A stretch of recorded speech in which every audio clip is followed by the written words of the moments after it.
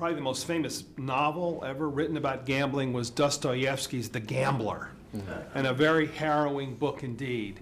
And I think it's fair to read that novel as a story of a man who was really kind of engaged in self-destructive. He was hurting himself. He was trying to hurt himself. He was doing a thing that he was hurting himself. Genius, right? But that's what he was doing. And in the teens and 20s and 30s, I got interested and went back and looked at some of the, kind of, I guess, Freudian-informed psychiatric studies, these early studies of gambling. And they tended to say that it was a self-destruct. It was an unconscious need to hurt yourself. That's what they tended to say, these studies. Because after all, you can't win. Right. When you're playing poker on Friday night, maybe you can win. But if you bet against the house in a casino, as long as you play for a certain period of time, it is impossible for you to win. You will never win, ever, ever, ever. Certain bets will win, and if maybe you place one bet or you may win one night, but if they can keep you gambling, it's sure as night follows day that you will lose. So you're giving your money away to a machine. Now, why would you do that? These early researchers said there was an unconscious desire because of depression or anxiety or repressed sexual feelings. The Freudians would say this. There was a destructiveness, a need to self-destruct.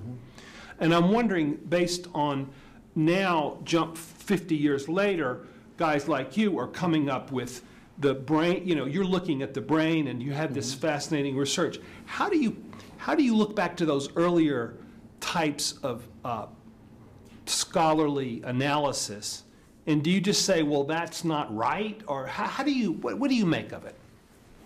They were brilliant. They just didn't necessarily have the terminology and the science that we have now to interpret what they were seeing. As a modern, I'm trained as a psychiatrist, and I know that psychiatry is changing very radically now. In not the too far future, it's highly likely we'll be using radiologic tools for diagnosing and subtyping various types of illness in combination with genetic markers.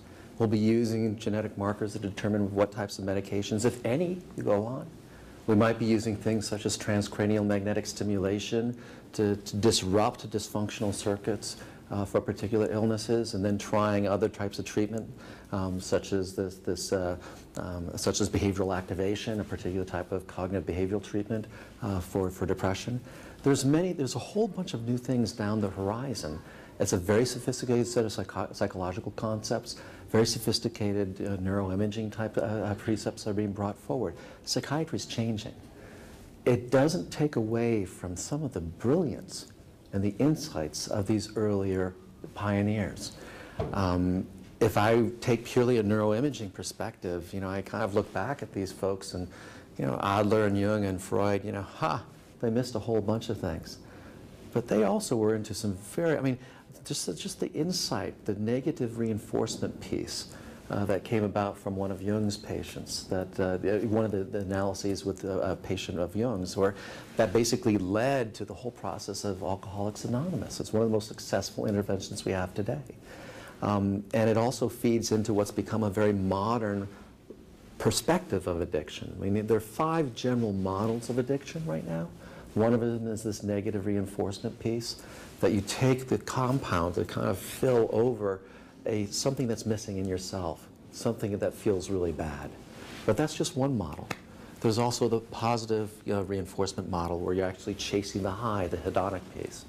There's another model from Robinson and Berge, this incentive salience model, where basically cues in the environment take on a large, kind of something almost like the drug, although it's not completely like it. But you see the cue and you start to feel this excitement. All of us have had that kind of type of experience. You've been working hard for a long period of time, your vacation's getting close. that anticipation of vacation is just wonderful. And that's just one example of, in addiction, that incentive salience is a very significant part of it in terms of what continues to drive the drug use. Those are just 3 models. All of them are very much involved with the addiction, and they have salience for how we think about gambling. Now, just wondering, does this correlate much with depression? In other words, are the people going into, aren't some of the problem gamblers suffering from depression? Is that a problem? We don't know. I mean, this is a very important question you raise.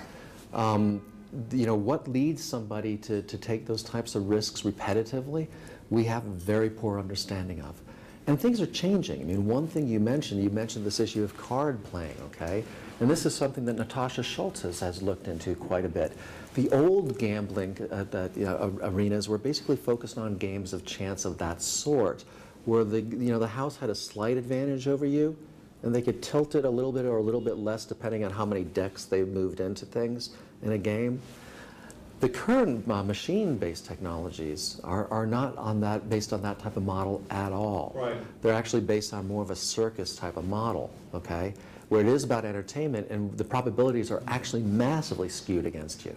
So this is a new technology. It's basically a technology that's developed since the 60s and has gotten much more prevalent over time.